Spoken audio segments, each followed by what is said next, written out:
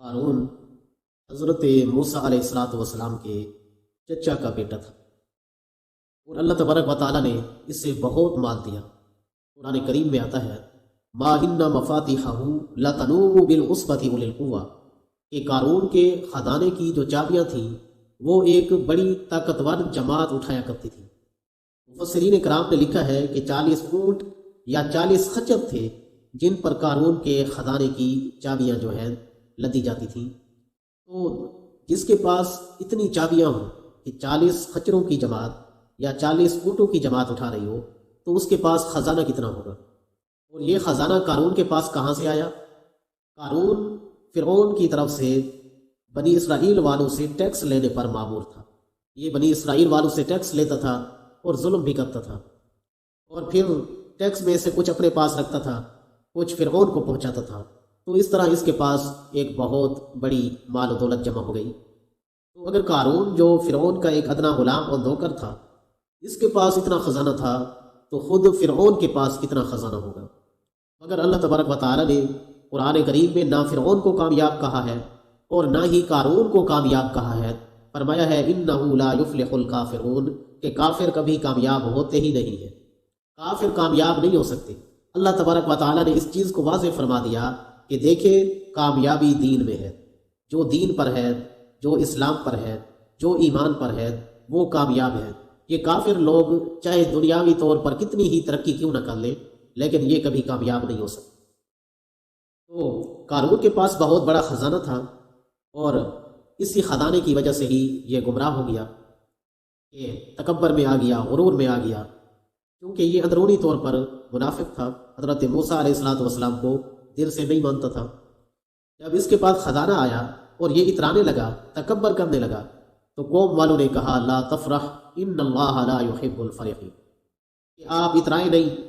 اللہ تعالیٰ اترانے والوں کو پسند نہیں کرتا، بلکہ آپ اس طرح کریں کہ جو اللہ نے آپ کو مال دیا ہے وہ مال آپ اللہ تعالیٰ کے راستے میں خرچ کریں، اور اپنی آخرت کے لیے ذخیرہ بنائیں، کچھ اپنی آخرت کا بھی سوچیں۔ ولا تنس نصیبک من الدنیا، اور آپ نہ بھلائیں اپنا حصہ دنیا سے، یعنی دنیا میں بھی آپ غریب لوگوں پر، یتیم لوگوں پر، مسکین لوگوں پر خرچ کریں۔ وَأَحْسِن كَمَا أَحْسَنَ اللَّهُ إِلَيْكَ، اور جس طرح اللہ تبارک و تعالیٰ نے تجھ پر احسان کیا ہے، تو بھی اللہ تعالیٰ کی مخلوق پر احسان کر، اللہ تعالیٰ کی مخلوق کے ساتھ بھلائی کر، اللہ کی مخلوق کے ساتھ تو نیکی کر، اللہ کی مخلوق پر تو خرچ کر۔ اور فرمایا وَلَا تَبْغِ الْفَسَادَ فِي الْأَرْضِ، اور تو زمین میں فساد تلاش نہ کر، کیونکہ ان اللہ لا يحب المفسدین، اللہ تعالیٰ فساد مچانے والوں کو پسند نہیں فرماتا۔ جب قوم والوں نے آخرت یاد دلائی، اللہ کی یاد دلائی، اور اللہ تعالیٰ کے نام پر خرچ کرنے کی یاد دلائی، تو آگے قارون کیا کہتا ہے انما اوتیتہ علی علم عندی، کہ میرے پاس جو کچھ ہے میرے اپنے ذاتی علم کی وجہ سے ہے، مجھے میرے پاس جو دماغ ہے، میرے پاس جو میں سوچ سکتا ہوں، جس طرح میں ایک کامیاب تجارت کر سکتا ہوں، یہ سب میرا اپنا ذاتی کمال ہے۔ معاذ اللہ، وہ کہنا یہ چاہتا تھا کہ اس میں اللہ تعالیٰ کی کوئی کمال نہیں، اللہ تعالیٰ کا کوئی کمال نہیں، اور یہ کوئی اللہ تعالیٰ کا لین دین نہیں۔ تو اللہ تبارک و تعالیٰ نے فرمایا اولم یعلم ان اللہ قد اہلک من قبلہ من القرون من هو اشد منہ قوۃ واکثر جمعا، یہ کیا نہیں جانتا کہ ہم اس سے پہلے کتنی ایسے لوگوں کو، کتنی ایسی بستیوں کو ہلاک کر چکے ہیں جو اس قارون سے مال و دولت میں بھی زیادہ تھے، اور جتھے کے لحاظ سے، اپنے کنبے کے لحاظ سے زیادہ تھے، مگر ہم نے انہیں بھی ہلاک کیا۔ تو یہ قارون کس باغ کی مولی ہے، یہ بھی ہلاک ہو سکتا ہے۔ اللہ تبارک و تعالیٰ فرماتے ہیں فخرج علی قومہ فی زینتہ، ایک دن قارون جو ہے یہ اپنی قوم والوں کے ساتھ بڑی زیب و زینت میں نکلا، خود بھی ایک عمدہ گھوڑے پر سوار تھا، اور خوبصورت جوڑا پہنا ہوا تھا، ساتھ نوکر چکر بھی تھے، لوڈیاں بھی تھیں، انہوں نے بھی بڑے عمدہ قسم کے لباس پہنے ہوئے تھے۔ تو جب یہ زیب و زینت میں نکلا اور اپنی قوم والوں کو دکھا رہا تھا کہ میرے پاس بہت کچھ ہے، اور بڑا تکبر کر رہا تھا، تو قال الذین یریدون الحیاۃ الدنیا یا لیت لنا مثل ما اوتی قارون،